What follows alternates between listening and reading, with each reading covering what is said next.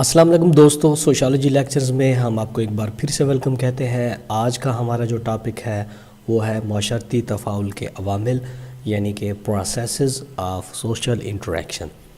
دیکھیں جی، ہمارے پاس جو معاشرتی تفاعل ہے یعنی کہ جو سوشل انٹریکشن ہے، اس کو دو اقسام میں تقسیم کیا جاتا ہے۔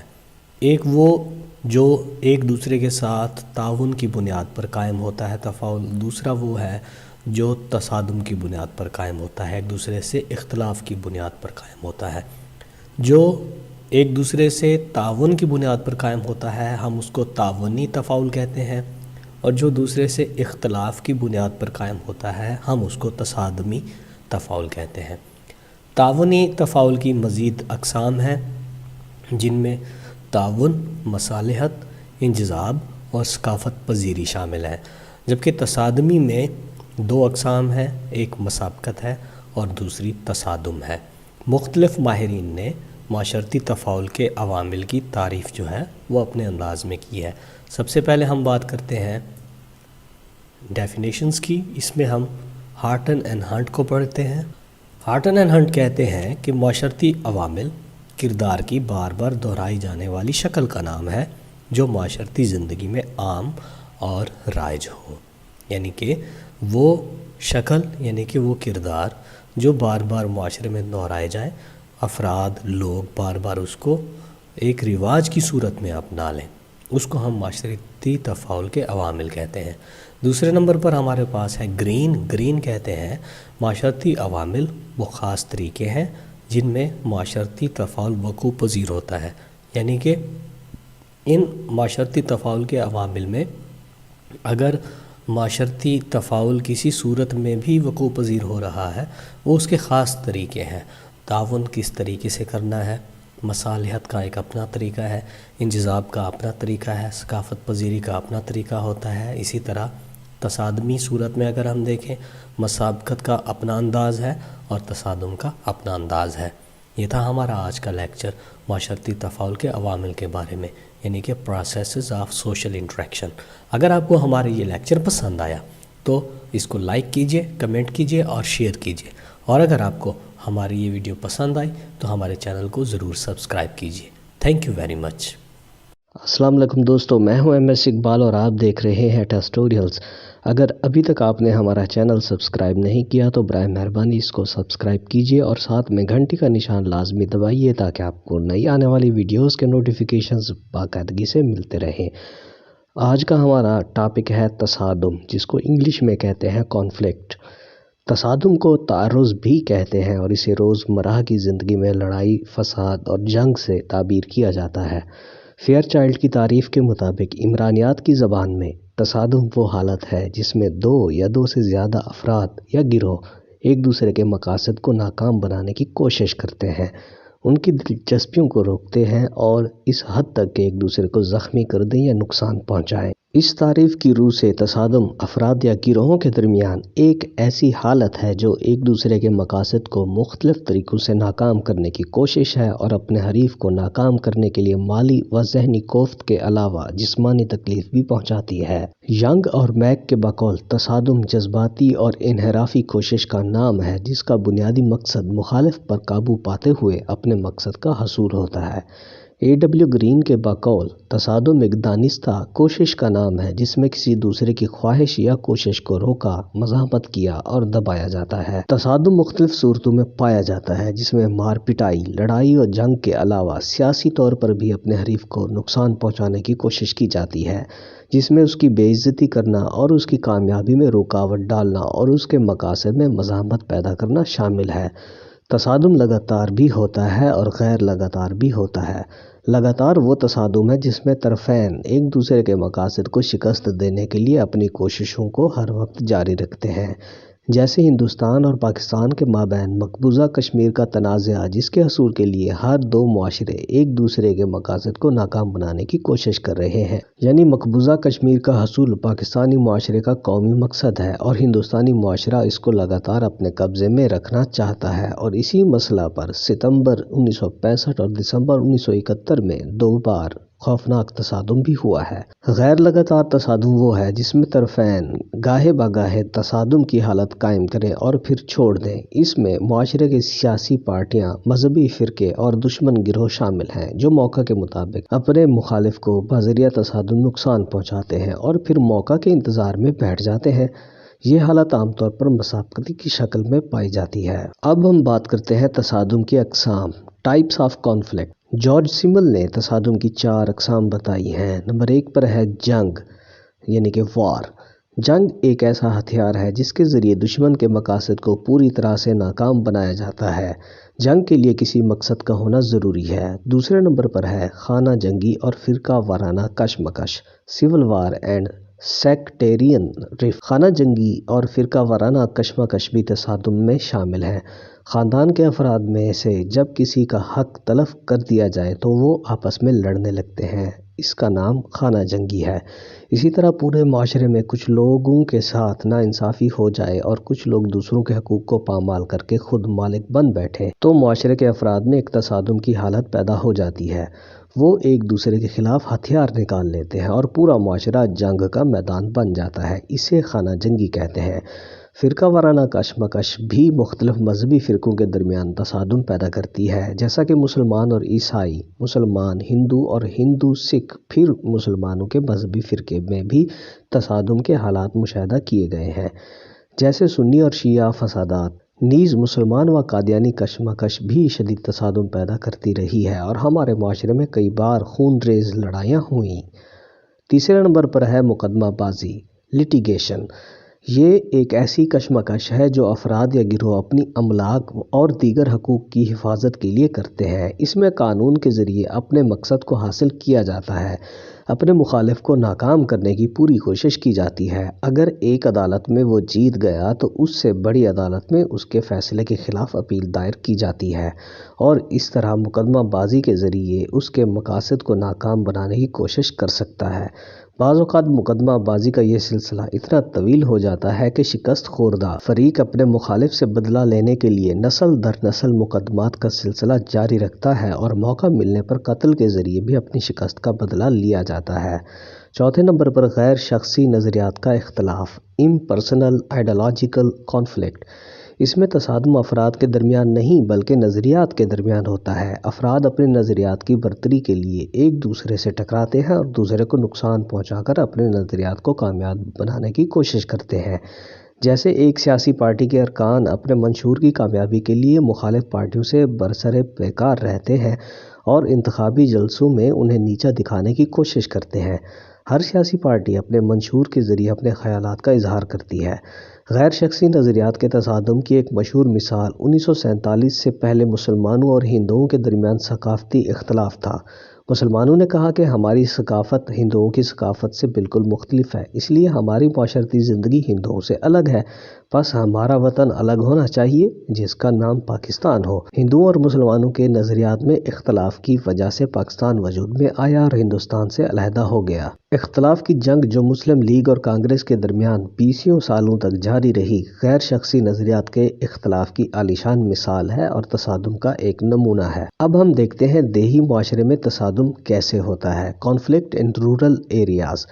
گاؤں میں تعاون کے ساتھ تصادم بھی پایا جاتا ہے۔ ہر گاؤں میں ہر وقت تعاون ہی نہیں پایا جاتا، بہت سے معاملات ایسے ہوتے ہیں جن میں افراد اور گروہوں کے درمیان اختلاف پیدا ہو کر تصادم کی صورت اختیار کر لیتا ہے۔ ایسے تصادم کی چند حالتیں حسب ذیل ہیں، جس میں نمبر 1 پر ہے چوری و مار پیٹ۔ گاؤں میں چوری چکاری، مار پیٹ، قتل، زنا وغیرہ جیسے جرائم کے واقعات ہوتے رہتے ہیں جو پولیس کی دست اندازی سے مقدمہ بازی تک پہنچ جاتے ہیں۔ دوسرے نمبر پر ہے عزت کے حصول کے لیے۔ لوگ عزت کو اپنی سب سے بڑی معاشرتی قدر سمجھتے ہیں، عزت کے حصول کے لیے اپنے حریف کو نقصان پہنچانے کی کوشش کرتے ہیں۔ مقدمہ بازی کے ذریعے عدالتوں میں مار پٹائی اور لوگوں میں بدکلامی سے بے عزتی کے ذریعے عزت تلاش کرتے ہیں۔ حسد، بغض اور تعصب سے کام لے کر حریف کے خلاف انادانہ سرگرمیوں میں بھی حصہ لیتے ہیں، اسے مختلف طریقوں سے نقصان پہنچانے کی کوشش کرتے ہیں۔ وہ بھی طرح طرح کے منصوبے بنا کر ان کے خلاف سرگرمیوں میں حصہ لیتا ہے۔ اسی طرح دونوں طرف سے ذہنی تصادم پیدا ہو کر جسمانی تصادم کی شکل اختیار کر لیتا ہے۔ تیسرے نمبر پر کھیل کود پر تصادم۔ گلی میں کھیلتے ہوئے بچے لڑ پڑتے ہیں، والدین اپنے بچوں کی تائید کر کے دو گھروں میں تصادم پیدا کر دیتے ہیں۔ رشتہ نہ ملنے پر تصادم۔ رشتے ناطے کے لین دین میں ناکامی پر دو گھرانوں میں عداوت پیدا ہو جاتی ہے جو آئندہ کے لیے کسی تصادم کو جنم دیتی ہے۔ بعض اوقات رشتہ نہ ملنے پر لڑکی کو اغوا کر لیا جاتا ہے جس سے کئی گھرانے باہمی تصادم کی لپیٹ میں آ جاتے ہیں۔ مقدمہ بازی اور قتل و غارت تک نوبت آ جاتی ہے کیونکہ عزت اور غیرت کا سوال پیدا ہو جاتا ہے۔ فصل کی تقسیم اور وارہ بندی۔ فصل کی تقسیم، پانی کی تقسیم، وارہ بندی، زمین کی تقسیم و حد براری وغیرہ ایسے معاملات ہیں جہاں کاشتکاروں میں باہمی تصادم ہوتا رہتا ہے اور کئی بار سنگین جرائم واقع ہو جاتے ہیں۔ سیاسی مقاصد میں ناکامی۔ ایک ہی گاؤں میں دو سیاسی پارٹیاں ایک دوسرے کے خلاف دھڑا بندی کر کے تصادم کی راہ ہموار کر دیتی ہیں۔ انتخابات کے دنوں میں عداوت تیز ہو جاتی ہے اور ایک دوسرے کے عزائم کو شکست دینے کے لیے ایک دوسرے کے خلاف پروپیگنڈا کیا جاتا ہے، تقاریر کی جاتی ہے اور لوگوں کو اکسایا جاتا ہے۔ لوگ مشتعل ہو کر آپس میں لڑ پڑتے ہیں۔ فرقہ بندی۔ مذہبی تہواروں خاص طور پر محرم کے دنوں میں شیعہ سنی فرقے ایک ہی گاؤں میں بشرط یہ کہ دونوں طرف سے افراد کی تعداد متناسب ہو لڑ پڑتے ہیں۔ مخالفت میں مخالف تقاریر کی جاتی ہیں، ایک دوسرے پر کیچڑ اچھالا جاتا ہے۔ فرقوں میں عدم تعاون۔ مختلف مذہبی فرقے اپنے اپنے عقائد کو فروغ دینے کے لیے مذہبی جلسے کراتے ہیں جو عام طور پر مخالف فرقوں پر چوٹ اور تنقید کرتے ہیں جس سے ان فرقوں کے لوگوں میں عدم تعاون پیدا ہو کر باہمی تصادم کی نوبت آ جاتی ہے۔ جلسوں میں ہنگامے ہو جاتے ہیں، ایک دوسرے کے خلاف نعرے لگائے جاتے ہیں اور لوگوں میں انتشار پیدا ہو جاتا ہے۔ تو دوستو یہ تھا ہمارا آج کا لیکچر۔ اگر آپ کو ہماری یہ ویڈیو پسند آئی اس کو لائک کیجئے، کمنٹ کیجئے، شیئر کیجئے اور ہمارے چینل ٹیسٹوریلز کو لازمی سبسکرائب کیجئے اور ساتھ میں گھنٹی کا نشان لازمی دبائیے تاکہ آپ کو نئی آنے والی ویڈیوز کے نوٹیفیکیشنز باقاعدگی سے ملتے رہیں۔ Thank you very much. السلام علیکم دوستو، میں ہوں MS اقبال اور آپ دیکھ رہے ہیں ٹیسٹوریلز۔ آج کا جو ہمارا ٹاپک ہے وہ ہے مسابقت یعنی کہ کمپٹیشن۔ اس سے پہلے کہ اگر آپ نے ابھی تک ہمارا چینل سبسکرائب نہیں کیا تو برائے مہربانی اس کو سبسکرائب کیجئے تاکہ آپ کو نئی آنے والی ویڈیوز کے نوٹیفیکیشنز باقاعدگی سے ملتے رہیں۔ تو دوستو آج کا ہمارا ٹاپک ہے مسابقت یعنی کہ کمپٹیشن۔ مسابقت ہر معاشرے میں پائی جاتی ہے۔ افراد میں کشمکش کی بنیاد پر مسابقت پائی جاتی ہے۔ جب افراد کسی قدر کے حصول کے لیے کوشاں ہوں یا بھاگ دوڑ کر رہے ہوں تو ان کی اس کوشش کا نام مسابقت ہے یعنی کہ کمپٹیشن ہے۔ بچے آپس میں ایک دوسرے کا مقابلہ کرنے کے لیے دوڑتے ہیں، ان کی یہ دوڑ مسابقت کہلاتی ہے۔ دو ٹیمیں ایک دوسرے پر کامیابی حاصل کرنے کے لیے سخت میچ کا مظاہرہ کرتی ہیں۔ دکاندار اپنے مال کو ایک دوسرے سے بڑھ چڑھ کر سجاتے ہیں، گاہکوں کو رعایت کا وعدہ کر کے زیادہ سے زیادہ مال فروخت کر کے مسابقت حاصل کرتے ہیں۔ ایک ہی کلاس کے طلباء ٹیسٹ میں زیادہ سے زیادہ نمبر حاصل کرنے کی کوشش کرتے ہیں تاکہ اس ٹیسٹ کی بنا پر دیے جانے والے انعامات حاصل کر سکیں۔ کالج کی سالانہ کھیلوں کے مقابلے میں مسابقت کا مظاہرہ خوب نظر آتا ہے جب کھلاڑی اپنے حریف کو شکست دے کر اول مقام حاصل کرنے کی کوشش کرتے ہیں اور کالج کے سب سے اچھے کھلاڑی یعنی کہ بیسٹ ایتھلیٹ کا مقام حاصل کرنے کے لیے سر توڑ کوشش کرتے ہیں۔ مسابقت کا یہ نہایت عالیشان مظاہرہ ہوتا ہے۔ عورتوں، مردوں، بچوں، جوانوں اور بوڑھوں میں مسابقت کا یہ جذبہ پایا جاتا ہے۔ اعلیٰ سول، پولیس اور فوج کی ملازمتوں میں بھرتی کے لیے CSS، PMS اور PMA کے تحریری امتحان ہوتے ہیں اور پاس شدگان کا انٹرویو ہوتا ہے۔ ان مقابلوں میں جو امیدوار کامیاب ہوتے ہیں اور فہرست میں دوسرے امیدواروں سے اونچا مقام یعنی کہ میرٹ حاصل کرتے ہیں ان کو ملازمت کے لیے منتخب کیا جاتا ہے۔ مسابقت کا یہ سلسلہ زیادہ سے زیادہ صلاحیت رکھنے والے امیدواروں کو کامیاب قرار دیتا ہے۔ اس کی تعریف مختلف لوگوں نے اپنے انداز میں کی ہے۔ پارک اور برجس کہتے ہیں مسابقت ایک ایسا معاشرتی تفاعل ہے جس میں مسابقت کرنے والے افراد کے درمیان کوئی براہ راست معاشرتی رابطہ نہیں ہوتا یعنی کہ وہ آمنے سامنے بے شک نہ ہو۔ Competition is an interaction without social contact. بائسینس کہتا ہے مسابقت دو یا زیادہ افراد کی مشترک مقصد کے حصول کے لیے کوششوں کا نام ہے اور یہ مقصد اتنا محدود ہو کہ تمام افراد اس کو حاصل نہ کر سکتے ہوں، یعنی کہ مقصد ایک ہونا چاہیے اور اس کو حاصل کرنے والے بہت سارے لوگ ہوں۔ ہارٹن اینڈ ہنٹ کے مطابق وہ کہتے ہیں کہ مسابقت کسی محدود قدر یا چیز کے حصول کے لیے کی گئی کوششوں کا نام ہے جس میں مسابقت کرنے والے افراد ایک خاص ضابطے کے تحت دوسرے پر سبقت لے جانے کی کوشش کرتے ہیں۔ یعنی کہ ہارٹن اینڈ ہنٹ کے مطابق جو اس نے نئی بات اس میں اپنی تعریف میں شامل کی ہے وہ یہ ہے کہ کوئی نہ کوئی ضابطہ ضرور ہوتا ہے مسابقت کے لیے۔ اب ہم دیکھتے ہیں کہ مسابقت ہوتی کب ہے۔ جب اقدار کی تعداد ان کے چاہنے والوں سے کم ہو تو مسابقت پیدا ہوتی ہے، اور جب اقدار کے ارکان کی تعداد چاہنے والوں کے برابر ہو یا ان کی تعداد سے زیادہ ہو تو مسابقت کی کوئی ضرورت نہیں پڑتی۔ مثلا کسی ملازمت کے لیے 50 آسامیاں خالی ہیں اور درخواست دہندگان کی تعداد 500 یا اس کے لگ بھگ ہے، تو ایسی صورت میں اقدار کے ارکان کی تعداد ان کے چاہنے والوں کی تعداد سے کم ہے۔ ایسی صورت میں مسابقت پیدا ہوتی ہے، امیدواروں میں کشمکش پائی جاتی ہے، ہر آدمی اس ملازمت کو حاصل کرنے کے لیے بھرپور کوشش کرتا ہے۔ ظاہر ہے 500 امیدواروں میں سے صرف 50 امیدوار کامیاب ہوں گے۔ ہوا اور پانی نہایت قیمتی اور زندگی کے لیے اہم ترین ہے، لیکن چونکہ یہ دونوں چیزیں ہر جگہ اور ہر وقت دستیاب ہے، اس لیے ان کے حصول کے لیے چاہنے والوں میں کوئی مقابلہ نہیں ہوتا اور مسابقت کی ضرورت نہیں پڑتی، کیونکہ ہر چاہنے والے کو یہ دونوں خود بخود آسانی سے پہنچ جاتی ہے۔ بس ایسی اقدار جو آسانی سے دستیاب نہ ہوں اور ان کی مقدار بھی ان کے چاہنے والوں سے کم ہو تو پھر چاہنے والوں میں مسابقت پیدا ہوتی ہے۔ سونا چاندی سے مہنگا ہے، کیونکہ سونے کے چاہنے والوں کی تعداد بھی چاندی کے چاہنے والوں سے بہت زیادہ ہے، اس لیے سونا چاندی سے کئی گنا مہنگا ہے اور اس کے حصول کے لیے مسابقت پائی جاتی ہے۔ اب ہم دیکھتے ہیں ثقافت اور مسابقت، یعنی کہ کلچر اینڈ کمپٹیشن۔ مسابقت ہر معاشرے میں مختلف پائی جاتی ہے۔ جن معاشروں میں تعلیمی، صنعتی و شہری ترقی زیادہ پائی جاتی ہے وہاں مسابقت کی شرح بھی تیز ہوتی ہے، اور جن معاشروں میں صنعتی و حرفی اور تعلیمی ترقی کم ہے وہاں مسابقت بھی کم پائی جاتی ہے۔ اس کو بآسانی دیہی و بلدیاتی معاشروں میں مشاہدہ کر سکتے ہیں۔ دیہی معاشرے میں تعلیمی اور صنعتی تغیر بلدیاتی علاقوں سے کم پایا جاتا ہے، وہاں بلدیاتی علاقوں کی نسبت مسابقت بھی کم پائی جاتی ہے۔ مسابقت بھی سماجی ترقی یعنی کہ سماجی تغیر کی ایک نشانی ہے۔ جن معاشروں میں سماجی تغیر تیز ہوتا ہے وہاں مسابقت بھی زیادہ پائی جاتی ہے۔ تو دوستو یہ تھا ہمارا آج کا لیکچر۔ اگر آپ کو ہماری یہ ویڈیو پسند آئی تو اس کو لائک کیجئے، کمنٹ کیجئے، شیئر کیجئے اور ہمارے چینل کو سبسکرائب کرنا نہ بھولیے، اور ساتھ میں گھنٹی کا نشان لازمی دبائیے تاکہ آپ کو نئی آنے والی ویڈیوز کے نوٹیفیکیشنز باقاعدگی سے ملتے رہیں۔ انشاءاللہ اگلے لیکچر میں ہم دیکھیں گے مسابقت کی اقسام۔ تب تک کے لیے اجازت، تھینک یو ویری مچ۔ السلام علیکم دوستو، میں ہوں MS اقبال اور آپ دیکھ رہے ہیں ٹسٹوریلز۔ اگر ابھی تک آپ نے ہمارا چینل سبسکرائب نہیں کیا تو برائے مہربانی اس کو سبسکرائب کیجئے تاکہ آپ کو نئی آنے والی ویڈیوز کے نوٹیفیکیشنز باقاعدگی سے ملتے رہیں۔ پچھلے لیکچر میں ہم نے مسابقت کے بارے میں پڑھا تھا، آج ہم مسابقت کی اقسام پڑھیں گے، یعنی کہ ٹائپس آف کمپٹیشن، قطعی اور اضافی مسابقت یعنی کہ ایبسولوٹ اینڈ ریلیٹیو کمپٹیشنز۔ اور سب سے پہلے ہم دیکھتے ہیں قطعی مسابقت کو، ایبسولوٹ کمپٹیشن کو۔ قطعی وہ مسابقت ہے جس میں پورے معاشرے میں سے صرف ایک فرد کو منتخب کیا جاتا ہے، پورا معاشرہ اس مسابقت میں حصہ لے سکتا ہے، معاشرہ کے جملہ افراد کو اس کی شرائط پوری کرنی ہوتی ہیں، مقابلے میں شرکت کی دعوت دی جاتی ہے۔ مثلا کشتی کی چیمپئن شپ کے مقابلے ملک بھر میں منعقد ہوتے ہیں، جو فرد سب پر کامیابی حاصل کرتا ہے اسے رستم پاکستان کہا جاتا ہے۔ دنیا کے معاشروں میں جو پہلوان اپنے مقابلے میں آنے والے حریفوں کو شکست دے دیتا ہے اسے رستم زماں کہتے ہیں۔ اسی طرح باکسنگ کے میدان میں محمد علی کلے دنیا کا چیمپئن مانا گیا اور اس کے بعد جاپانی باکسر انوکی کا مقام رہا۔ باکسنگ اور کشتی میں ان لوگوں کی جیت قطعی مسابقت کی مثال پیش کرتی ہے۔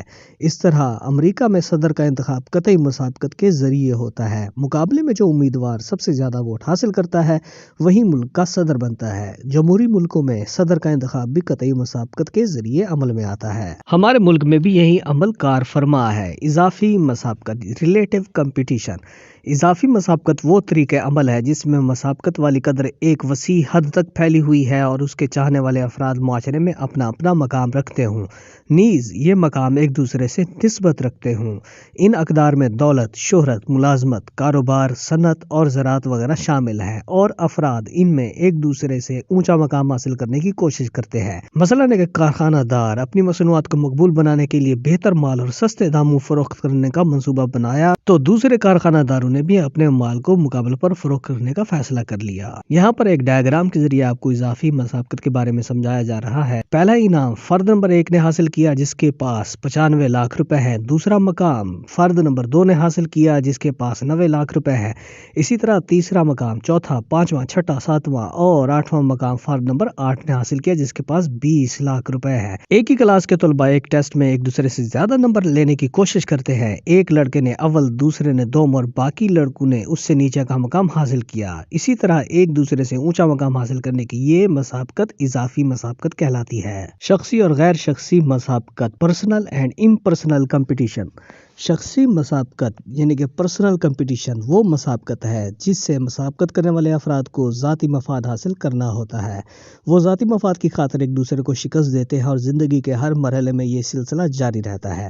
مقدمہ بازی میں بھی اپنے حریف کو شخصی مسابقت کے ذریعے شکست دی جاتی ہے۔ جب لوگ تجارت و کاروبار، ملازمت، صنعت و زراعت یا معاشرتی زندگی کے کسی مرحلے میں اپنے مقابل آنے والے فرد کو نیچا دکھاتے ہیں اور اس سے بڑھ چڑھ کر ترقی حاصل کرتے ہیں، دولت کماتے ہیں اور بہتر معیار زندگی حاصل کرتے ہیں تو ان کی یہ مسابقت شخصی کہلاتی ہے۔ غیر شخصی مسابقت یعنی کہ امپرسنل کمپٹیشن وہ مسابقت ہے جس میں اجتماعی مفاد کی خاطر لوگ مسابقت میں حصہ لیتے ہیں۔ انہیں اپنی ذات کے لیے کوئی فائدہ نہیں ہوتا بلکہ پورے معاشرے، گروہ یا ادارے کے لیے وہ کوشاں ہوتے ہیں۔ مثلا ایک سیاسی پارٹی کے کارکن پوری پارٹی کی کامیابی کے لیے کوشش کرتے ہیں۔ پوری پارٹی کے لیے کوشش کرنا ان کے ذاتی مفاد میں نہیں بلکہ پوری پارٹی کے مفاد میں ہے، اس لیے اس کی مسابقت غیر شخصی کہلاتی ہے۔ اسی طرح کسی کارخانہ کے مزدور اور کسی انجمن کے ارکان اپنے حقوق کے تحفظ کے لیے مشترکہ کوشش کرتے ہیں جس سے تمام مزدور اور تمام ارکان انجمن کو فائدہ پہنچتا ہے۔ ان کی ایسی اجتماعی کوشش غیر شخصی مسابقت کا اظہار ہے۔ اب ہم دیکھتے ہیں پاکستانی معاشرے سے مسابقت کی مثالیں۔ پاکستانی معاشرے میں بھی مسابقت دیگر معاشروں کی طرح پائی جاتی ہے۔ مسابقت کی چند صورتیں حسب ذیل ہیں۔ نمبر 1، طلباء امتحان میں بڑھ چڑھ کر نمبر حاصل کرنے کے لیے ایک دوسرے سے مسابقت کرتے ہیں۔ نیز کھیل کے میدان میں طلباء سالانہ کھیلوں کے مقابلے میں ایک دوسرے سے سبقت لے جانے کی کوشش کرتے ہیں۔ مختلف کالجوں کی ٹیمیں یونیورسٹی اور بورڈ کے کھیلوں کے مقابلوں میں چیمپئن شپ حاصل کرنے کی کوشش کرتے ہیں۔ دو مسافر بسیں اپنے سفر کے دوران ایک دوسرے سے آگے نکلنے کی کوشش کرتی ہیں۔ اس طرح تیز رفتاری کی مسابقت لوگوں میں پائی جاتی ہے۔ سیاسی انتخابات چاہے کونسلر کے ہوں، ناظم یا قومی اسمبلی کے لیے افراد میں سیاسی پارٹیوں کی بنیاد پر مسابقت پائی جاتی ہے۔ پاکستان کرکٹ، ہاکی و فٹ بال کی ٹیمیں دنیا کی ٹیموں سے میچ جیت کر ملک کا مقام دنیا میں بلند کرنے کی کوشش کرتی ہیں۔ یہ کوشش مسابقت کہلاتی ہے۔ تو دوستو یہ تھا ہمارا آج کا لیکچر جس میں ہم نے مسابقت کی اقسام اور پاکستانی معاشرے سے مسابقت کی مثالوں کے بارے میں دیکھا۔ اگر ابھی تک آپ نے ہمارا چینل سبسکرائب نہیں کیا تو براہ مہربانی ہمارے چینل کو سبسکرائب کیجیے اور ساتھ میں گھنٹی کا نشان لازمی دبائیے تاکہ آپ کو نئی آنے والی ویڈیوز کے نوٹیفیکیشن باقاعدگی سے ملتے رہیں۔ Thank you very much. السلام علیکم دوستو، کیا حال چال ہے آپ کا؟ سوشالوجی لیکچرز میں ہم آپ کو ایک بار پھر سے ویلکم کہتے ہیں۔ آج کا ہمارا جو ٹاپک ہے وہ ہے تعاون یعنی کہ کوآپریشن۔ آج کے لیکچر میں ہم پڑھیں گے کہ ٹائپس آف کوآپریشن یعنی کہ تعاون کی اقسام کتنی ہیں اور وہ کیا ہے، اور اس کے بعد ہم ڈسکس کریں گے آپ کے ساتھ دوستو کوآپریشن ان رورل ایریاز یعنی کہ دیہی معاشرے میں تعاون کیسے کیا جاتا ہے۔ تو اگر ابھی تک آپ نے ہمارا چینل سبسکرائب نہیں کیا تو ہمارے چینل کو سبسکرائب کیجئے تاکہ آپ کو آنے والی تمام ویڈیوز ملتی رہیں اور بیل کے آئیکن کو دبانا نہ بھولیے گا۔ تو ہم شروع کرتے ہیں تعاون کے حوالے سے۔ آج کا ہمارا ٹاپک ہے کوآپریشن، تعاون۔ دیکھیں جی، ہماری جو زندگی ہے نا ساری کی ساری تعاون کی بنیاد پر معاشرے کی پوری زندگی گھومتی ہے۔ معاشرے کا یہ محور ہے جس کے گرد معاشرتی زندگی کے تمام پہلو گردش کرتے ہیں۔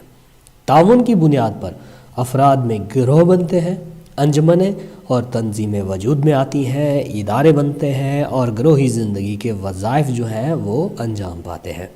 تعاون کی بنیاد پر لوگ ایک دوسرے کے قریب آتے ہیں، ان میں باہمی ہمدردی کے جذبات پیدا ہوتے ہیں۔ تعاون آپس میں رہن سہن کا وہ طریقہ ہے جس میں لوگ ایک دوسرے کی مدد کرتے ہیں۔ اگر تعاون نہ ہوتا تو ماں بچے کو دودھ نہ پلاتی، ڈاکٹر مریض کو نہ دیکھتا اور استاد شاگرد کو نہ پڑھاتا۔ تعاون کی بنیاد پر ادارے قائم ہوتے ہیں جن کے ذریعے معاشرتی ضروریات پوری ہوتی ہیں یعنی کہ معاشرے کی ضروریات پوری ہوتی ہیں۔ اس کے بعد ہم بات کرتے ہیں ڈیفینیشنز کی یعنی کہ تعریفوں کی۔ تعاون کی، کوآپریشن کی کیا ڈیفینیشن ہے، کیا تعریف ہے؟ سب سے پہلے ہم بات کرتے ہیں A.W. گرین کی۔ A.W. گرین کے مطابق تعاون ایک مسلسل مشترکہ کوشش کا نام ہے جو دو یا دو سے زیادہ افراد کسی کام کو سر انجام دینے کے لیے کرتے ہیں اور ان کے مقاصد بھی مشترکہ ہوتے ہیں یعنی کہ ان کے مقاصد بھی ایک جیسے ہوتے ہیں۔ اس کے بعد ہم بات کرتے ہیں میرل اور ایلرج کی۔ میرل اور ایلرج کیا کہتے ہیں؟ وہ کہتے ہیں کہ جو تعاون ہے وہ معاشرتی تفاعل کی اس حالت کا نام ہے جہاں دو یا دو سے زیادہ افراد کسی ایک مشترک مقصد کے حصول کے لیے اکٹھے کام کرتے ہیں، یعنی کہ ان کو ایک مقصد کو حاصل کرنے کے لیے اکٹھے مل کر کام کرنا پڑتا ہے۔ اس کے بعد ہم بات کرتے ہیں فیئر چائلڈ کی۔ فیئر چائلڈ کیا کہتے ہیں؟ وہ کہتے ہیں کہ تعاون ایک مرحلہ کا نام ہے جہاں افراد یا گروہ اپنی قوتوں اور صلاحیتوں کو کسی خاص مشترکہ مقصد کے حصول کے لیے یکجا کریں، یعنی کہ اپنی قوتیں بھی استعمال کریں، پاورز استعمال کریں، اور اس کے بعد ان کے اندر جو ابیلٹیز ہیں، جو ان کے پاس صلاحیتیں ہیں، وہ ان کو بھی یوز کریں۔ یہ تمام چیزیں جو ہیں یہ تعاون کہلاتی ہیں۔ یہ تھا ہمارا تعریف کے حوالے سے کہ تعاون کی مختلف ماہرین نے کیا کیا تعریفیں پیش کی ہیں۔ اس کے بعد ہم بات کرتے ہیں کہ تعاون جو ہے اس کی اقسام کتنی ہے۔ سب سے پہلے ہم بات کرتے ہیں بلا واسطہ تعاون، یعنی کہ ڈائریکٹ کوآپریشن۔ یہ ایسا تعاون ہے جس میں بہت سے لوگ مل کر کسی کام کو سر انجام دیتے ہیں، یعنی کہ یہ ایسا تعاون ہے جو کبھی بھی انفرادی یعنی کہ اکیلا انڈیویجولی نہیں ہو سکتا۔ ایک دوسرے کے ساتھ تعاون کرنے کے لیے ان کو آمنے سامنے آنا پڑتا ہے۔ مثال کے طور پر کسی فیکٹری میں کام کرنے والے مزدور آپس میں تعاون کے ذریعے مختلف مشینوں پر کام کرتے ہیں۔ صنعتی مصنوعات مختلف مرحلوں سے گزرتی ہیں اور ہر مرحلہ میں مزدوروں کی ایک الگ الگ پارٹی کام کرتی ہے۔ اگر کسی مرحلہ کے مزدور کام چھوڑ دیں تو سارے مراحل میں کام بند ہو جائے گا، بس تمام مزدوروں کے تعاون پر کارخانہ چلتا ہے۔ اسی طرح جو بس ڈرائیور ہے وہ کنڈکٹر اور مسافر، دکاندار اور گاہک، استاد اور شاگرد، ڈاکٹر اور مریض، مالک اور نوکر، سب بلا واسطہ یعنی کہ ڈائریکٹ کوآپریشن یعنی کہ بلا واسطہ تعاون کا اظہار کرتے ہیں۔ اسے ہم براہ راست تعاون بھی کہتے ہیں۔ دوسرے نمبر پر ہے ہمارے پاس بالواسطہ تعاون، انڈائریکٹ کوآپریشن۔ اس طرح کے تعاون میں آمنے سامنے موجود ہونا ضروری نہیں ہے، جس طرح ہمارے جو پہلے نمبر والے بلا واسطہ یعنی کہ ڈائریکٹ کوآپریشن میں تھا کہ اگر کسی کے ساتھ تعاون کرنا ہے تو اس کے آمنے سامنے ہونا ضروری ہے، لیکن بالواسطہ تعاون میں انڈائریکٹ کوآپریشن میں اس طرح کی کوئی بات نہیں ہوتی۔ تعاون ہو جاتا ہے لیکن اس کے لیے ضروری نہیں ہے کہ آمنے سامنے تعاون کرنے والے لوگ ان کو آنا پڑے۔ یہ تعاون کی وہ قسم ہے جس میں براہ راست تعاون نہیں پایا جاتا۔ افراد ایک دوسرے کے ساتھ تعاون تو کرتے ہیں لیکن آمنے سامنے نہیں ہوتے وہ۔ مثلا بہت سے مزدور کارخانہ کے مالک سے اپنے مطالبات منوانے کے لیے ہڑتال کرتے ہیں اور ان کی ہڑتال ان میں ایک دوسرے کے تعاون سے کامیاب ہوتی ہے۔ یہ تعاون ان میں ایک دوسرے کے باہمی مفاد کی خاطر ہوتا ہے، کیونکہ ان مطالبات کا فائدہ کارخانے کے سارے مزدوروں کو یکساں نہیں ہوتا، کسی کو زیادہ فائدہ پہنچتا ہے، کسی کو کم اور کسی کو بالکل ہی نہیں پہنچتا۔ اس طرح کالجوں کی لیکچرار ایسوسی ایشن اپنے مطالبات منوانے کے لیے ہڑتال کا نوٹس دیتی ہے۔ ان مطالبات کے تسلیم ہونے پر تمام لوگوں کو یکساں فائدہ نہیں پہنچتا، لیکن ہڑتال کو کامیاب بنانے کے لیے وہ ایک دوسرے سے تعاون ضرور کرتے ہیں۔ اسی طرح کالج کے طلباء چھٹی کے لیے کلاسوں کا بائیکاٹ کر دیتے ہیں۔ ان مطالبات سے سب کا فائدہ نہیں ہوتا، لیکن وہ مطالبات منوانے میں ایک دوسرے کے ساتھ گہرا تعاون کر رہے ہوتے ہیں۔ اس طرح کا جو تعاون ہے وہ بالواسطہ تعاون کہلاتا ہے۔ اس کے بعد ہم بات کرتے ہیں انادانہ تعاون کی، اینٹیگونسٹک کوآپریشن۔ اپنے مفاد کی خاطر کچھ افراد کو ساتھ ملا لینا، دوسرے افراد یا گروہ کا نقصان کر لینا۔ یعنی کہ اس کی ہم آپ کو مثال دیں گے کہ بعض اوقات کچھ افراد آپس میں مل کر اپنے ذاتی مفاد کی خاطر ایسا تعاون کرتے ہیں جس سے دوسرے تمام افراد کو نقصان پہنچتا ہے۔ مثلاً ملوں کے مالکان آپس میں تعاون کے ذریعے اپنے کارخانوں کی مصنوعات روک لیں اور فروخت کے لیے منڈیوں میں کچھ عرصہ کے لیے نہ آنے دیں، تو اسی طرح مال کی مصنوعی قلت پیدا ہو جاتی ہے اور مہنگائی پیدا ہو جائے گی۔ پھر بھاؤ چڑھنے پر وہ اپنی مصنوعات کو فروخت کے لیے نکال دیتے ہیں۔ کارخانہ داروں کا ایسا باہمی تعاون انادانہ تعاون ہے جو پورے معاشرے کے مفاد کے خلاف ہے، یعنی کہ ان کا تو فائدہ ہو جاتا ہے لیکن بہت سارے افراد کا نقصان ہو جاتا ہے۔ اس کے بعد ہم بات کرتے ہیں رسمی و غیر رسمی تعاون یعنی کہ فارمل اینڈ انفارمل کوآپریشن۔ رسمی تعاون میں یہ بات سمجھ لیں کہ رسمی تعاون میں اصول و ضوابط ہوتے ہیں، جبکہ غیر رسمی تعاون میں کوئی اصول و ضوابط نہیں ہوتے، یعنی کہ تعاون رسمی بھی ہوتا ہے اور غیر رسمی بھی۔ رسمی تعاون وہ ہے جس میں کوئی اصول یا قانون پایا جائے، کسی طے شدہ اصول کے مطابق لوگ آپس میں تعاون کریں اور یہ تعاون ایک خاص مدت کے لیے ہو اور جب چاہیں اس تعاون کو ختم کر دیں۔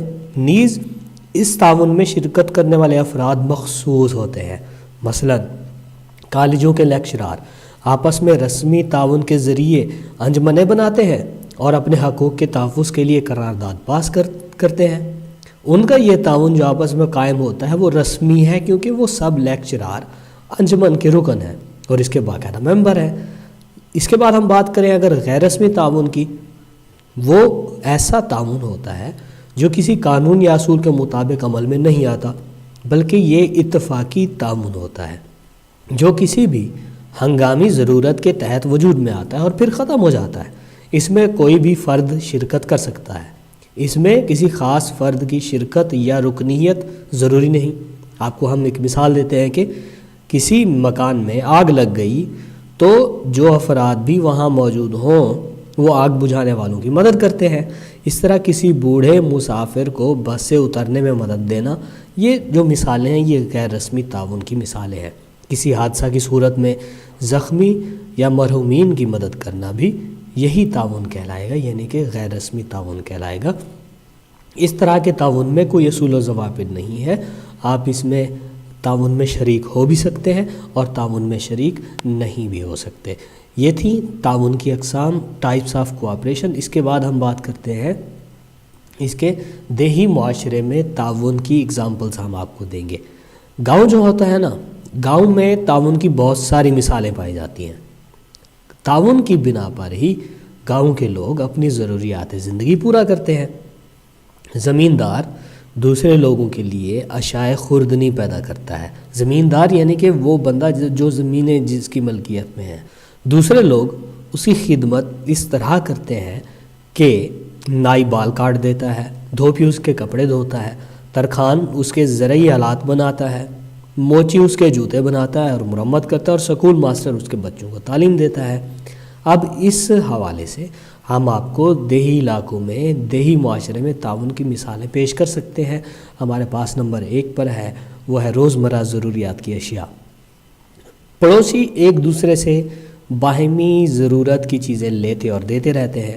پریشانی، بیماری اور غربت میں ایک دوسرے کے کام آتے ہیں۔ کسی کے گھر نمک ختم ہو جاتا ہے، مرچ ختم ہو جاتی ہے یا گھی ختم ہو جاتا ہے تو وہ ساتھ والے گھر سے منگوا لیتے ہیں کہ بھی جب ہمارے پاس آئے گا ہم آپ کو واپس کر دیں گے۔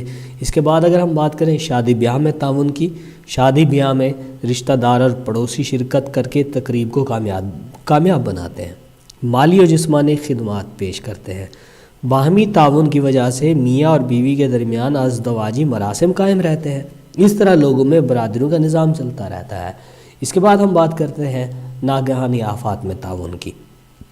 کسی ناگہانی آفت، مثلا سیلاب آ جاتا ہے، زلزلہ آ جاتا ہے، قحط سالی ہو جاتی ہے یا کوئی وبا پھیل جاتی ہے، تو اس صورت میں گاؤں کے لوگ آپس میں اتفاق و اتحاد کے ذریعے مشترکہ کوششیں کرتے ہیں اور مصیبت کو دفع کرنے کی کوشش کرتے رہتے ہیں، یعنی کہ وہ مل جل کر کام کرتے رہتے ہیں۔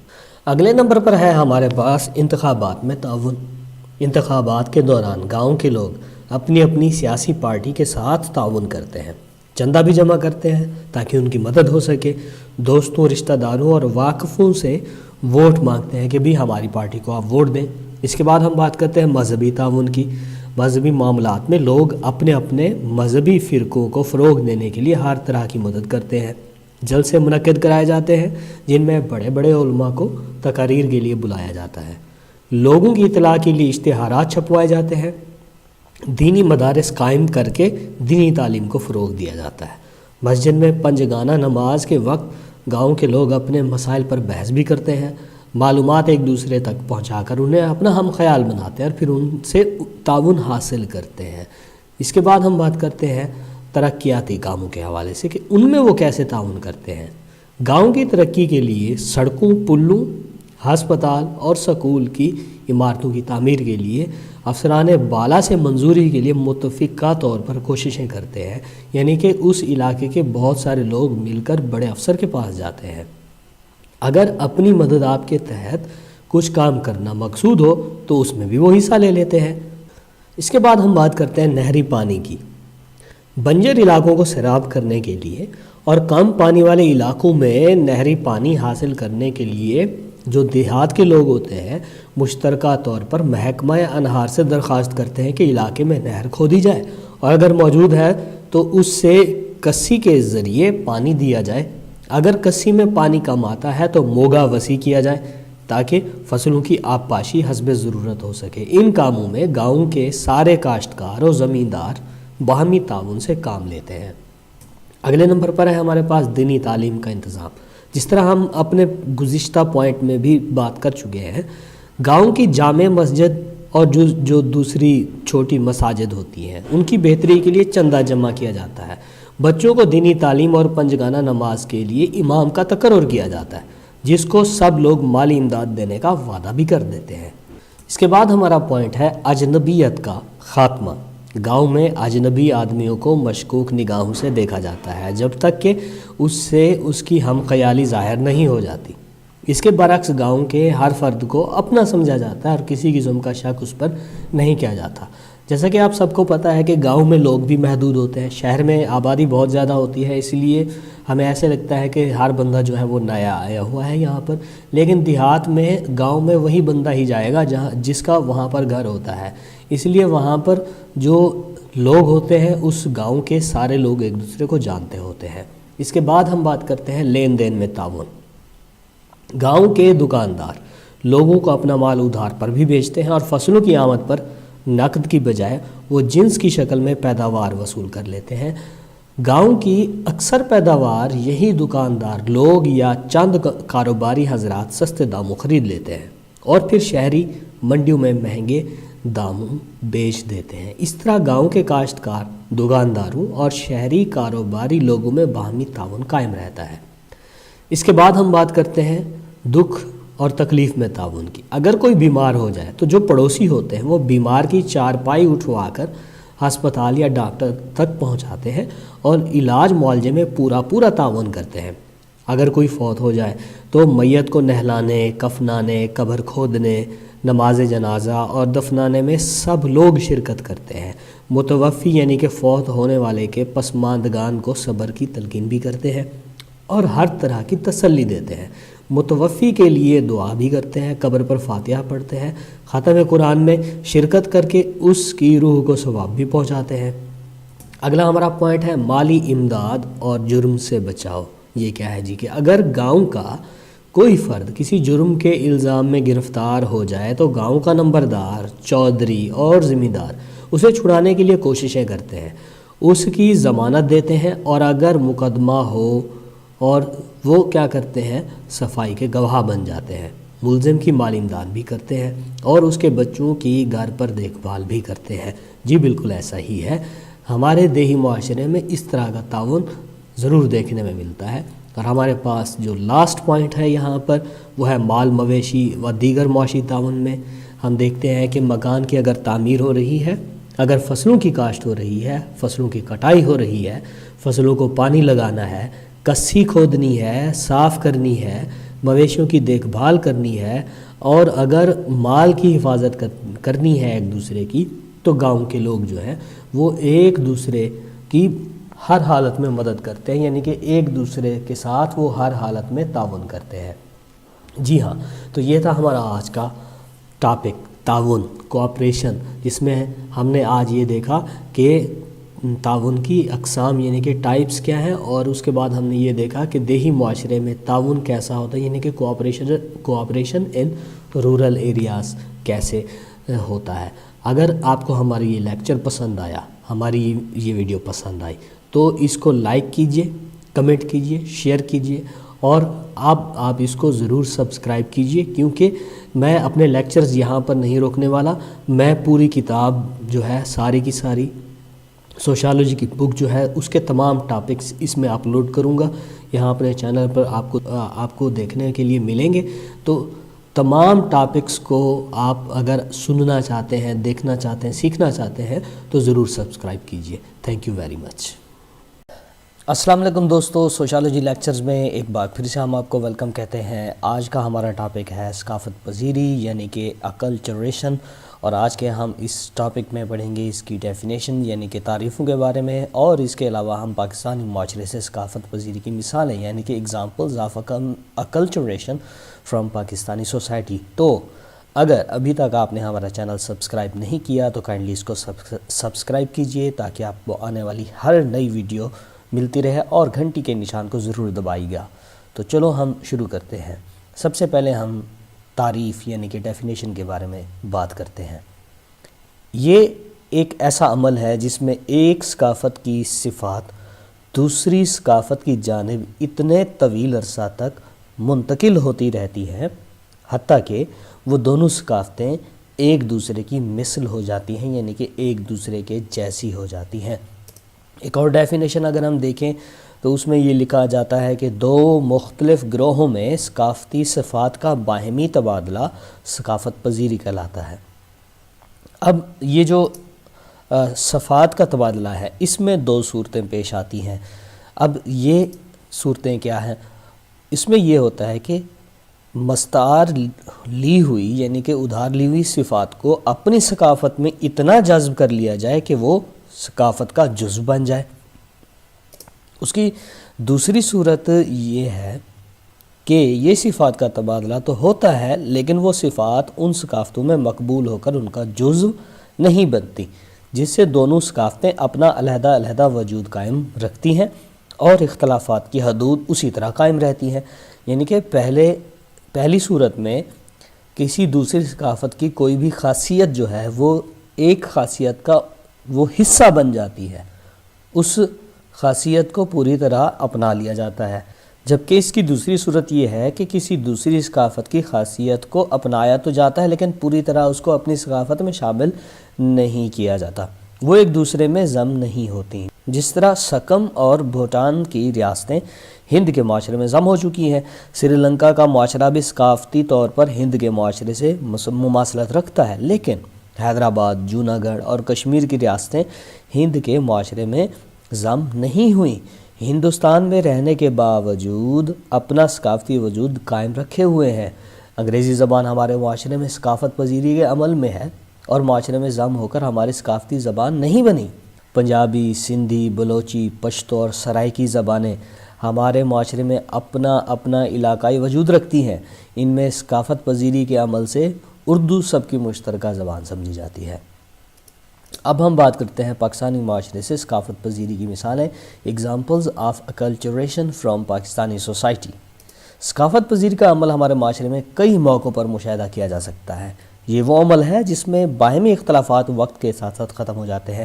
اگر ہم مثال دیں کہ ہمارا معاشرہ دوسرے معاشروں سے تجارتی مال کے لین دین کا سودا کر کے مادہ ثقافت میں تغیر لاتا ہے، جس سے دونوں معاشروں کے اختلافات مدھم پڑ جاتے ہیں، جیسا کہ معاہدہ 1972 کے تحت ہندوستان کے ساتھ 1974 تا 1985 میں تجارتی کاروبار بحال ہوا، جو 1965 کی پاک و ہند جنگ کے بعد ختم ہو گیا تھا۔ اس سے پاک و ہند کی ثقافتوں میں تغیر ممکن ہوا جو ثقافت پذیری کے عمل کے ذریعے ہوگا۔ اسی طرح دوسرے معاشروں کے ساتھ ثقافتی معاہدوں کے ذریعے پاکستان اپنے ثقافتی وفود دوسرے معاشروں میں بھیجتا ہے، جس سے پاکستانی معاشرہ اور اس ملک کے مابین معاشرتی اختلافات جو بھی ہوتے ہیں کم ہو جاتے ہیں یا ختم ہو جاتے ہیں۔ ہمارے معاشرے میں جو مہاجر افراد بستے ہیں ان کے رہن سہن کے رسوم و رواج ایک دوسرے سے کافی مختلف تھے، لیکن یہ اختلافات اتنا کم ہوئے کہ مہاجر اور مقامی لوگ آپس میں محدود رشتے ناطے کرنے لگے، بیاہ شادی میں ایک دوسرے کو مدعو بھی کرتے ہیں، مشترکہ کاروبار میں حصہ بھی ڈالتے ہیں، معاشرتی زندگی کے تقریباً تمام پہلوؤں میں ایک دوسرے سے تعاون بھی کرتے ہیں۔ ہمارے معاشرے میں پنجابی صوبہ پنجاب میں، پٹھان صوبہ سرحد میں، سندھی صوبہ سندھ میں اور بلوچی صوبہ بلوچستان میں 4 مشہور ثقافتی گروہ ہیں۔ ان سب کی قومی ثقافت ایک پاکستانی ثقافت ہے، لیکن ان کی علاقائی ثقافت ایک دوسرے سے جدا ہے۔ زبان، لباس اور معاشرتی زندگی کے بہت سے رسم و رواج ایک دوسرے سے مختلف ہیں۔ ان اختلافات کے باوجود یہ لوگ ایک ہی معاشرے میں ایک دوسرے سے اتنا قریب رہتے ہیں کہ ایک دوسرے سے سماجی تفاعل کے ذریعے رابطہ رکھتے ہیں۔ مواصلات کا نظام قائم ہے، آمد و رفت فراواں ہے، ثقافتی ترسیل کا عمل اتنی تیزی کے ساتھ ہو رہا ہے کہ یہ علاقائی ثقافتیں بہت سی خوبیاں ایک دوسرے سے لیتی ہیں اور ثقافت پذیری عمل میں آتی ہیں۔ اب پاکستانی معاشرے نے مغرب کی صنعتی اور تعلیمی ترقی کے اثرات کو یکسر ٹھکرا نہیں دیا۔ مغربی معاشروں کی زبان، صنعتی و حرفی ترقی، لباس اور رہن سہن کے انداز ہم نے اس حد تک مقبول کیے ہیں جس حد تک ہمیں بین الاقوامی تعلقات میں ضرورت پڑتی ہے۔ اس طرح عرب معاشروں کا انداز جو اسلامی رنگ میں پایا جاتا ہے وہ بھی ہم نے اپنی معاشرتی زندگی میں اپنایا ہے۔ اس طرح دنیا کے معاشروں کے ساتھ ہماری ثقافت پذیری کا عمل جاری ہے، لیکن زیادہ تر یہ تغیر جو ہے دوسرے معاشروں کے ساتھ معاشرتی روابط کی وجہ سے ہے، جس سے ثقافت پذیری کا عمل ہو کر ہمیں معاشرتی تغیر حاصل ہوتا ہے۔ تو جناب علی، یہ تھا ہمارا آج کا لیکچر ثقافت پذیری اکلچریشن، جس میں ہم نے اس کی ڈیفینیشن یعنی کہ تعریف کے بارے میں پڑھا اور پاکستانی معاشرہ سے ثقافت پذیری کی مثالیں، examples of acculturation from Pakistani society کے بارے میں پڑھا۔ اگر آپ کو ہماری یہ ویڈیو پسند آئی تو اس کو لائک کیجئے، کمنٹ کیجئے، شیئر کیجئے، اور اگر ابھی تک آپ نے ہمارا چینل سبسکرائب نہیں کیا تو کائنڈلی اس کو سبسکرائب کیجئے اور گھنٹی کے نشان کو ضرور دبائیے۔ Thank you very much. السلام علیکم دوستو، سوشالوجی لیکچرز میں ایک بار پھر سے ہم آپ کو ویلکم کہتے ہیں۔ میں ہوں ایم ایس اقبال اور آج کا ہمارا ٹاپک ہے مصالحت یعنی کہ اکاموڈیشن۔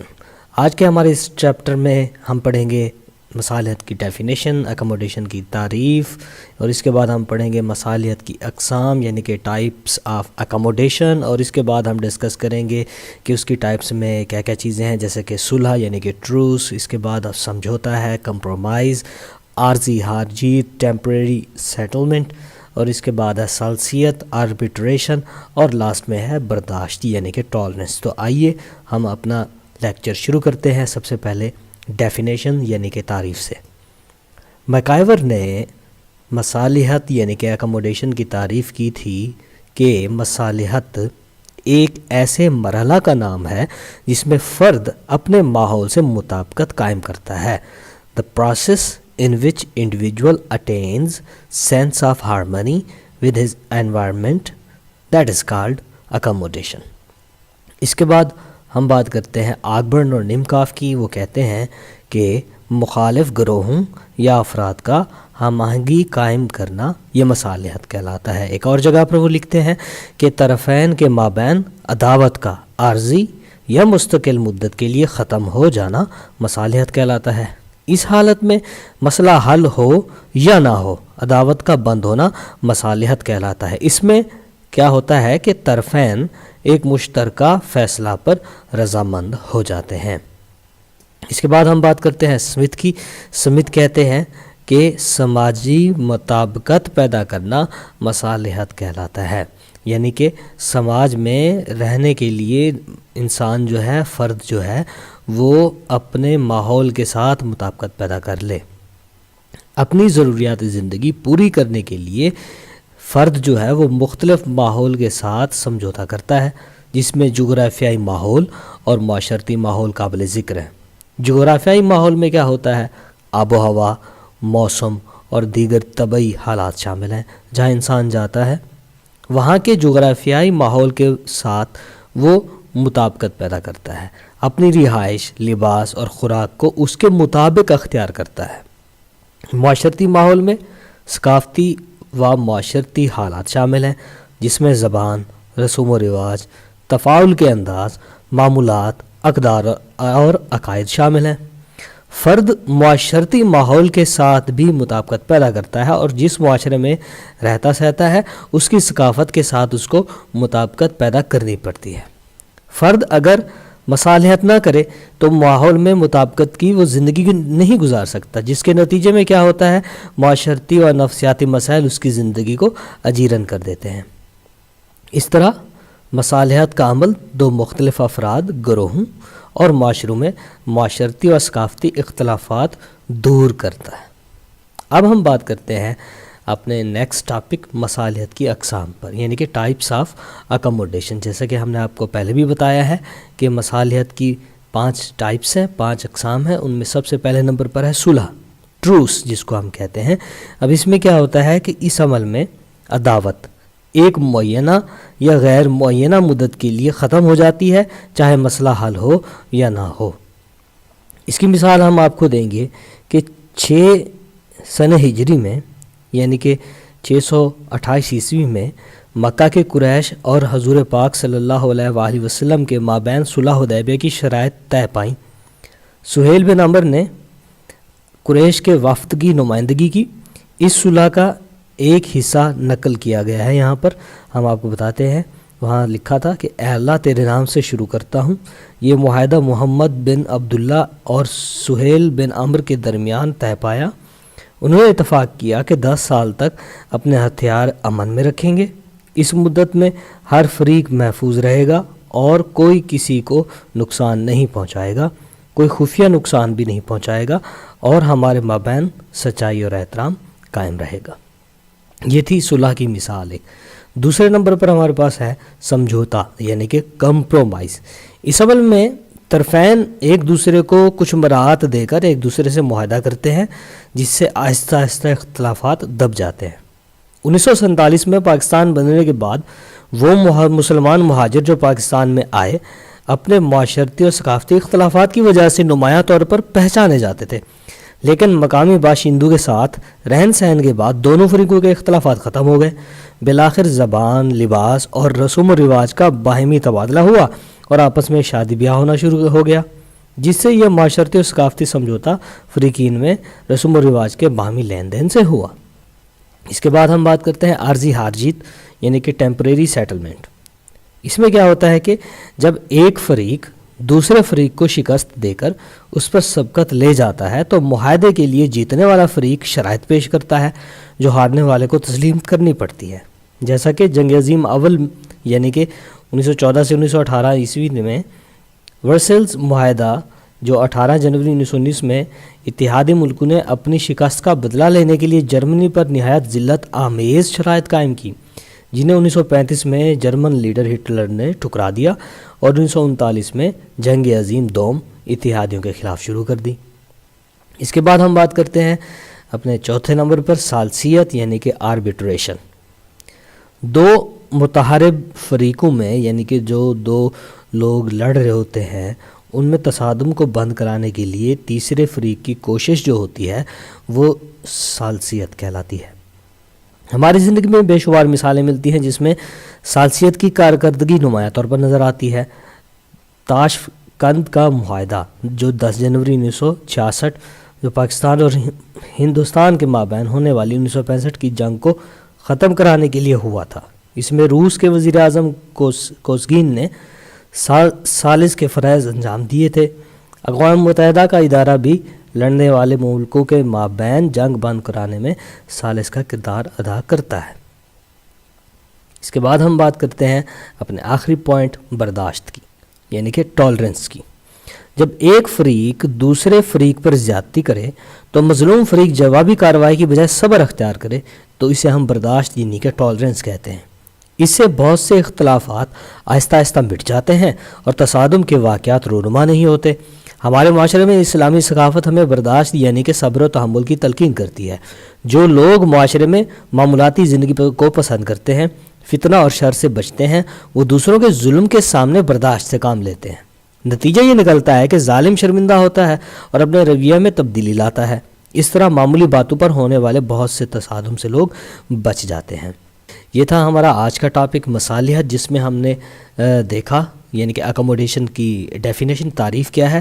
اس کے بعد ہم نے مصالحت کی اقسام یعنی کہ ٹائپس آف اکوموڈیشن کے بارے میں ڈسکس کیا، جس میں ہم نے اس کی ٹائپس یعنی کہ صلح، ٹروس، سمجھوتا، کمپرومائز، عارضی ہار جیت، ٹیمپریری سیٹلمنٹ، ثالثیت، آربیٹریشن، برداشت یعنی کہ ٹالرنس کے بارے میں پڑھا. اگر آپ کو ہمارا یہ لیکچر پسند آیا تو لائک کیجئے، کمنٹ کیجئے، شیئر کیجئے، اور اگر ابھی تک آپ نے ہمارا چینل سبسکرائب نہیں کیا تو کائنڈلی سبسکرائب کیجئے. تھینک یو ویری مچ. अस्सलाम वालेकुम दोस्तों, सोशियोलॉजी लेक्चर्स में हम आपको एक बार फिर से वेलकम कहते हैं। आज का हमारा टॉपिक है इंजज़ाब, जिसको हम इंग्लिश में कहते हैं असिमिलेशन। इस लेक्चर में हम इंजज़ाब यानी कि असिमिलेशन की तारीफ़ें पढ़ेंगे और इसके साथ हम पाकिस्तानी माशरे से मिसालें, examples from Pakistani society assimilation की। तो हम अपना लेक्चर शुरू करते हैं। देखें जी, सबसे पहले हम तारीफ़ के बारे में पढ़ते हैं कि दो गिरोहों या सकाफ़तों में इख्तलाफ इस हद तक कम हो जाए कि दोनों एक दूसरे में ज़म हो जाएं और दोनों में यकसानियत कायम हो जाए, यानी कि दोनों एक जैसे हो जाएं। यंग और मैक ने जो तारीफ़ की है असिमिलेशन यानी कि इंजज़ाब की, वो इस तरह है कि पहले से मौजूद दो ग्रोहों का ज़म होकर एक वजूद हो जाना इंजज़ाब कहलाता है। इसी तरह आगबर्न और निमकाफ के मुताबिक वो कहते हैं कि इंजज़ाब एक ऐसा मरहला का नाम है जिसमें पहले से दो मुख्तलिफ ग्रोहों या अफराद का अपने सकाफ़ती इख्तलाफात मिटाकर यकजा होना, यहाँ तक कि उनके मकासद और ज़ाहरी शनाख्त में कोई फ़र्क भी ना रहे। इंजज़ाब ख़ास तौर पर सकाफ़ती तग़य्युर का एक तवील अमल है। अब एक यहाँ पर एक टर्म इस्तेमाल की गई है, हाशियाई फ़र्द, मार्जिनल मैन। किसी फ़र्द का नए माशरे में क़याम करना, वहाँ जाकर बसना, उस माशरे से मुताबिकत कायम ना कर पाना और अपने माशरे में वापस लौट आना, उसको हम कहते हैं कि वो एक हाशियाई फ़र्द है, यानी कि मार्जिनल मैन है। अब हम यहाँ पर आगे देखते हैं कि पाकिस्तानी माशरे में इंजज़ाब का जो अमल है वो मशीनी ज़राअत अपनाने में मुशाहिदा किया जा सकता है। मगरबी तरक्की याफ़्ता ममालिक ने ज़रई पैदावार में इजाफ़ा मशीनी ज़राअत को अपना कर हासिल किया है। हमारे माशरे में भी मशीनी ज़राअत को काफ़ी मकबूलियत हासिल हो रही है, जिससे ज़रई व दीगर साइंसी शोबों के मैदान में हमारे माशरे और मगरबी माशरों में मुमासलत पैदा हो रही है। इंजज़ाब सकाफ़ती तग़य्युर का एक तवील अमल है जिसमें दो मुख्तलिफ माशरे आपस में माशरती राब्ता कायम रखते हैं। तिजारती, तालीमी, फ़नी, तफरीही, मजहबी और सियासी शोबों में एक दूसरे से ताउन करते हैं और मालूमात का तबादला करते हैं। अफराद के माबैन समाजी तफ़ाउल आसान होता है। इस सूरत में उनके सकाफ़ती इख्तलाफात एक अरसा के बाद ख़त्म हो जाते हैं और वो दोनों माशरे एक दूसरे की मानद हो जाते हैं। अब हम पाकिस्तानी माशरे से कुछ मिसालें देखते हैं।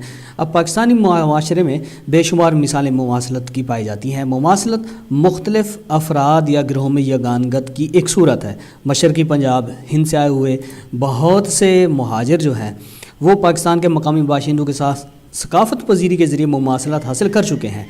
मुहाजिर और मकामी का इख्तलाफ उनमें ख़ास तौर पर बल्दियाती इलाकों में तो ख़त्म हो गया है।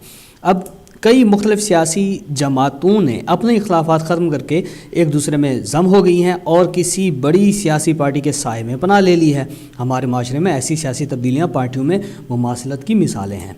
अब हम बात करते हैं मुसलमान माशरों में नमाज, रोज़ा, हज, ज़कात, कलमा, कुरान करीम और बैतुल्लाह शरीफ की वजह से सकाफ़ती मुमासलत पाई जाती है, जिनमें अज़दवाजी रिवायात, तदफ़ीन, जनाजा, ईदैन, मुलाकात पर सलाम कहना, हलाल रोज़ी खाना, हलाल जानवर का इस्तेमाल और बाहमी ताल्लुकात के असूल शामिल हैं। चूँकि इन सब अक़दार, अक़ायद और अफ़ाल का सरचश्मा तमाम मुसलमानों का एक ही है, कुरान और सुन्नत, इसलिए दुनिया के तमाम मुसलमानों में सकाफ़ती मुमासलत का पाया जाना ये यकीनी बात है। तो दोस्तों, ये था हमारा आज का टॉपिक जिसमें हमने इंजज़ाब यानी कि असिमिलेशन के बारे में पढ़ा, उसकी डेफिनेशन यानी कि तारीफ़ें थीं और पाकिस्तानी माशरे से मिसालें लीं यानी कि एग्ज़ाम्पल्स फ्रॉम पाकिस्तानी सोसाइटी। अगर आपको हमारा ये लेक्चर पसंद आया तो काइंडली इसको लाइक कीजिए, कमेंट कीजिए, शेयर कीजिए और अगर अभी तक आपने हमारा चैनल सब्सक्राइब नहीं किया तो काइंडली इसको सब्सक्राइब कीजिए। Thank you very much.